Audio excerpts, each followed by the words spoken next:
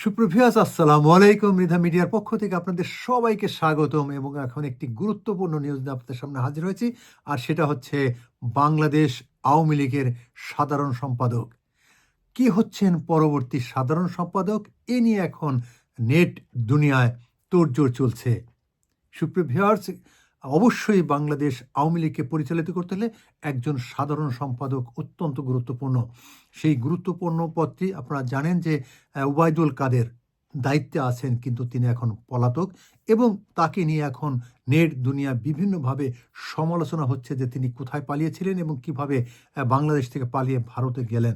সুপ্রিয় ভিউয়ার্স, সেই ব্যাপারটি রয়ে গেছে, কিন্তু দলকে সুসংগঠিত করতে হলে একজন সাধারণ সম্পাদক যিনি সাহস করে কথা বলতে পারবেন, যিনি অনেকটা শক্তি নিয়ে কথা বলতে পারেন। আপনারা জানেন যে ওবায়দুল কাদের এমনি অসুস্থ মানুষ, তারপরেও তিনি দলকে যেভাবেই করেছেন এবং সবচেয়ে বড় হচ্ছে যে তিনি, অনেকে মনে করেন তিনি এই আওয়ামী লীগের এই পতনের অন্যতম কারণ তিনি অনেক সময় যেসব কথাবার্তা বলতেন আসলে সেগুলো মানুষকে উৎসাহিত করতো না, উস্কে দিত।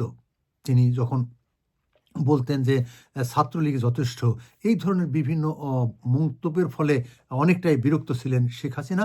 কিন্তু তারপরেও তাকে সাধারণ সম্পাদকে রেখেছিলেন। কিন্তু বর্তমানে যেটা জোরসোরে শোনা যাচ্ছে যে আওয়ামী লীগের সাধারণ সম্পাদক নিয়োগ দেওয়া হবে এবং তিনি দলকে সুসংগঠিত করে দেবে।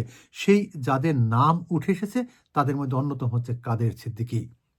বঙ্গবীর কাদের সিদ্দিকের নাম উঠে এসেছে, তিনি দলকে সুসংগঠিত করবেন এমন জোরসোর শোনা যাচ্ছে। কিন্তু দেখা যাক তিনি পান কিনা। তারপরে যার নামটি খুবচেয়ে বেশি আসছে ছিলেন সোহেল তাজ। সোহেল তাজ বিভিন্ন সময় ঘোষণা দিয়েছেন এবং যদিও আওয়ামী লীগের সমালোচনা করেছেন, মাঝে মাঝে শেখ হাসিনার সমালোচনা করছেন। তারপরে অনেকে মনে করছেন যে দলকে সুসংগঠিত করতে সোহেল তাজের বিকল্প নেই। তারপর আমরা যে নামটি সবচেয়ে বেশি শুনেছি তিনি হচ্ছেন সেলিনা হায়াৎ আইভী। সেলিনা হায়াৎ আইভীর নামও অনেক জোরে সোরে শোনা যাচ্ছে এবং প্রথম দিকে যখন শেখ হাসিনা পালিয়ে ভারতে যান তারপর কিন্তু শোনা যাচ্ছিল যে সাবেক রাষ্ট্রপতি আব্দুল হামিদ এবং আইভী, সেলিনা হায়াৎ আইভী দুজনে, একজন হচ্ছেন ভারপ্রাপ্ত সভাপতি এবং অপরজন হবে ভারপ্রাপ্ত সাধারণ সম্পাদক, কিন্তু সেই নামগুলো এখনো আছে। তারপরে যার নামটি শোনা যাচ্ছে সে সাবের হোসেন চৌধুরী।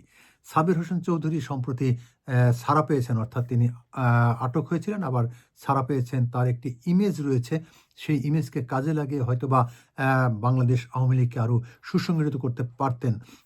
সেই নামটি রয়েছে এবং সব শেষে যে নামটি এখন বেশি চলছে সেটাতে বাহাউদ্দিন নাসিম। বাহাউদ্দিন নাসিমের নামটা এখন বেশি শোনা যাচ্ছে। সুপ্রিয় ভিউয়ার্স, দেখা যাক পরবর্তী কে হচ্ছেন আওয়ামী লীগের।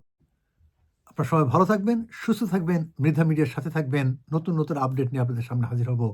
এখন মধ্যে বিদায়। আল্লাহ হাফেজ।